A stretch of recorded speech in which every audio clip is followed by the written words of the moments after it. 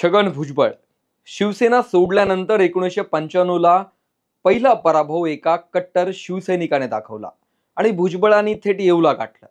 नाशिक जिल्ह्यातल्या येवला मतदारसंघात भुजबळांनी असं वर्चस्व तयार केलं की पूर्ण जिल्ह्यात गेली 25 वर्ष एकट्याचंच वर्चस्व आहे. पण या काळात भुजबळांचे अनेक शत्रू तयार झाले. यातलं नाशिक जिल्ह्यातलं पहिलं नाव म्हणजे माणिकराव कोकाटे, दुसरं नाव दिनकर पाटील. असे एक ना अनेक शत्रू भुजबळांनी तयार केले आणि पाडापाडीच्या राजकारणात गेली 25 वर्ष नाशिक जिल्ह्याने राजकीय संघर्ष पाहिला. अगदी छोट्या छोट्या निवडणुकातही भुजबळांनी या नेत्यांना पाडलं. त्यात भुजबळ हे ओबीसी नेतृत्व म्हणून पुढे आल्याने त्यांचा जिल्ह्यातल्या मराठा नेत्यांशी कायम खटका उडत राहिला.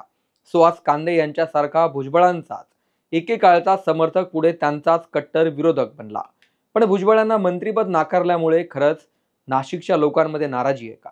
जिल्ह्यातल्या विरोधकांनीच भुजबळांना टप्प्यात आणून कार्यक्रम कसा केलाय?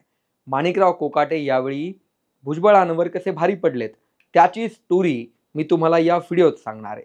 नमस्कार, मी विशाल बडे आणि तुम्ही पाहताय story.com. या व्हिडिओला सुरुवात करण्यापूर्वी एक महत्त्वाची आठवण, हे चॅनल तुम्ही सबस्क्राईब केलेलं नसेल तर सबस्क्राईब बटनवरती क्लिक जरूर करा. नाशिक जिल्ह्यातल्या भुजबळांच्या राजकीय शत्रूची यादी काढली तर ती मोठी आहे. शिवसेना सोडून पवारांसोबत गेल्यानंतर भुजबळ आधी काँग्रेस आणि नंतरच्या राष्ट्रवादीतले निर्विवाद ओबीसी चेहरा बनले. परिणामी पवारांनी भुजबळांना मोठमोठी खाती दिली, उपमुख्यमंत्री, गृहमंत्री अशी पदं दिली. भुजबळ नाशिक जिल्ह्यातलं एक मोठं सत्ता केंद्र बनले. पण यामुळे माणिकराव कोकाटे यांच्यासारख्या नेत्यांची अडचण झाली. जिल्ह्यातली सगळी पदं भुजबळांकडे जाऊ लागली. कोकाटे 1999 आणि 2004ला शिवसेनेकडून लढले आणि जिंकलेही. पुढे नारायण राणे यांच्या बंडात सहभागी होऊन ते काँग्रेसमध्ये गेले. तिथेही 2009ची निवडणूक काँग्रेसकडून जिंकले. 2014ला भाजपात गेले, मात्र तिथे शिवसेनेच्या उमेदवाराने पराभव केला. 2019ची लोकसभा भुजबळांच्या विरोधात लढवली. जवळपास 1.5 लाख मतं घेतली आणि समीर भुजबळ यांच्या पराभवाला माणिकराव कोकाटे कारणीभूत ठरले. 2019ला माणिकराव कोकाटे पुन्हा राष्ट्रवादीत आले. कोकाटेंचे खरं तर अजितदादांसोबत आधीपासूनच संबंध चांगले आहेत, त्यामुळे भुजबळांनी फार विरोध केला नाही. 2019ला कोकाटे सिन्नरमधून चौथ्यांदा निवडून आले आणि राष्ट्रवादीचे आमदार झाले. पण डीपीडीसीची बैठक असेल किंवा जिल्ह्यातले प्रश्न, भुजबळ आणि कोकाटे हा संघर्ष सुरूच होता. दोघे एका पक्षात असले तरी त्यांचं सख्य कधी दिसलंच नाही.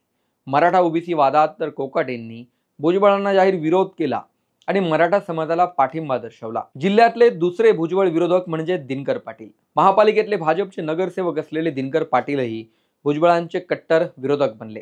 भुजबळांच्या विरोधात 2014ची लोकसभा निवडणूक बसपाच्या तिकिटावर लढवली. डिपॉझिट जरी जप्त झालं असलं तरी भुजबळ विरोध व्यक्त करण्याचा तो एक मार्ग होता. भुजबळांचे जिल्ह्यातले तिसरे कट्टर विरोधक आहेत सुहास कांदे. एकेकाळचा भुजबळांचाच खंदा समर्थक.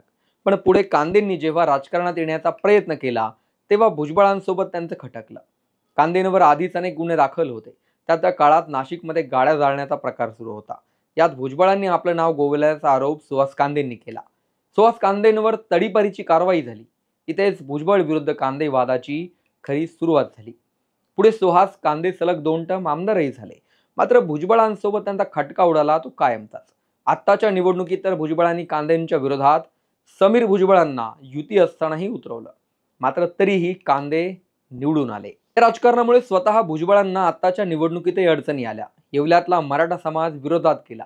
शिवाय जिल्ह्यातल्या कोणत्याही मोठ्या नेत्याची साथ नव्हती. अखेर कसे बसे भुजबळ येवल्यातून निवडून आले खरे, पण त्यांचं मंत्रिपद गेलं. भुजबळ भाजपात येतील अशाही चर्चा आहे. पण नाशिकमध्ये भुजबळ सध्या कोणालाच नको आहेत. भाजपच्या स्थानिक आमदारांना वाटतं की भुजबळ आले तर आपली स्पेस संपून जाईल. त्यात भाजपचे जे मराठा आमदार आहेत त्यांच्यासोबत भुजबळांचा 36 आकडा आहे.